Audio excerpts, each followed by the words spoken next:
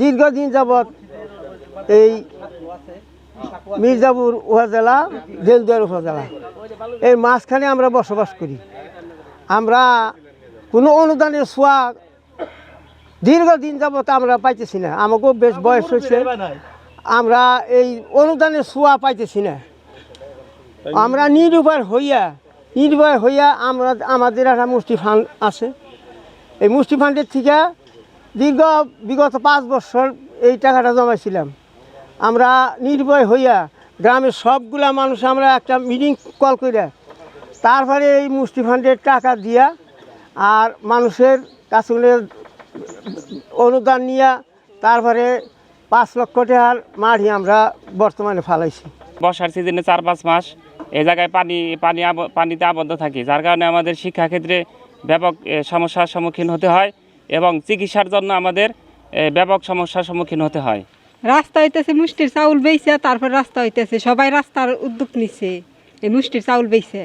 প্রতি সপ্তাহে 1 পা করে চাউল দিতেছি, কারণ যে বাড়ির সময় রাস্তা আছে ঠিক না, তো অনেক বছর ধরে ভেঙে রয়েছে, পোলাপানের যাতায়াত, স্কুলে অনেক সমস্যা আমাদের। এর জন্য মানে 4-5 বছর ধরে ওই মুষ্টির চাউলের টাকাগুলো জমা করে যেগুলো টাকা হইতেছে ওগুলো রাস্তা ঠিক করা হইতেছে। মুষ্টির চাউল উঠেছে আমরা যে এই রাস্তা নিয়ে আর বিগত 5 বছর ধরে এই মুষ্টির চাউল উঠে আমরা এই রাস্তার আমরা ওই টাকা উঠে যে রাস্তায় মাটি ফালিতেছি। এটা আমরা এই 10 জনের টাকা দেই, 10 জনের চাউল দেই, আমরা এই রাস্তা উন্নয়নের মাটি ফালি বেনেছি। আমরা প্রতি সপ্তাহে 60-65 কেজি চাউল উঠাই। প্রতি সপ্তাহে 60-65 কেজি করে চাউল উঠে 350 ঘর। এই কেউ 8 পা দেয়, কেউ 1 পা দেয়, কেউ আধা কেজি দেয়। এই পরিমাণ মানে চাউল উঠতেছে রেগুলার 5 বছর ধরে উঠাইতেছি। আমরা নিয়মিত 2 জন লোক দিন আছে, এই 2 জনেই উঠাইতেছি। এই রাস্তার কোনো উন্নয়ন হয় নাই। 2 উপজেলার একেবারে সীমান্তবর্তী এলাকা হওয়ার কারণে এখানে কেউ আসে না, কোনো খোঁজখবর নেয় না। শুধুমাত্র ভোটের সময় এসে বিভিন্ন প্রতিনিধিরা বিভিন্ন ধরনের আশ্বাস দিয়ে যায়, পরবর্তীতে তারা কোনো খোঁজখবর নেয় না। যে কারণে আমরা সকলে মিলে সম্মিলিতভাবে আমরা একটা সিদ্ধান্ত নিয়েছি যে যাতে এই রাস্তার সংস্কার আমরা নিজেরাই করতে পারি।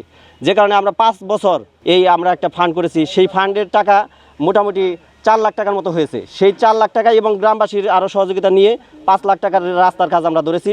মোটামুটি এখান থেকে সমেরের বাড়ি থেকে মহেরা রেল স্টেশন পর্যন্ত এবং আমাদের আত্মাকুয়া শিক্ষা একাডেমি পর্যন্ত যে রাস্তাটা একেবারে বেহাল অবস্থা, এখানে প্রায় 1 কিলোমিটারের কাজ হয়েছে, বাকি আরও আধা কিলোমিটার কাজ রয়েছে। এবং কি আমরা চাচ্ছি এই রাস্তাটা যেন পাকা হয়।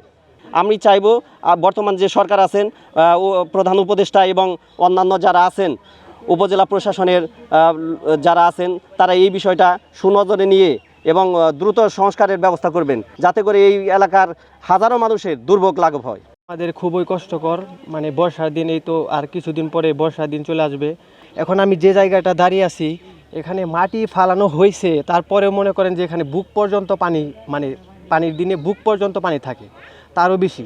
আমাদের এলাকায় আশেপাশে যারা চেয়ারম্যান, মেম্বার, এমপি আছে, তাদের কাছ থেকে আমরা কোনো দিন এই রাস্তার জন্য, মানে 2টা গ্রামের মাঝখানে রাস্তাটা পড়ার কারণে এই রাস্তার জন্য কোনো দিন কোনো অনুদান আমরা পাইনি। এবং কি আমরা তাদের কাছে অনেকভাবে মানে অনুদানের জন্য অনুরোধ করেছি। আমাদের যারা চাচা আছে, আমাদের যারা মুরব্বিয়ান আছে, তারা অনেক রিকোয়েস্ট করছে, কিন্তু তারা কোনো রেসপন্স করে নাই এবং আমরা তাদের থেকে কোনো কিছু পাই নাই।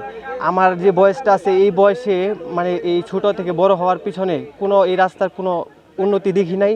এবং এই রাস্তাটা, এই এলাকার মানুষটাও খুব অবহেলিত, রাস্তাটাও খুব অবহেলিত।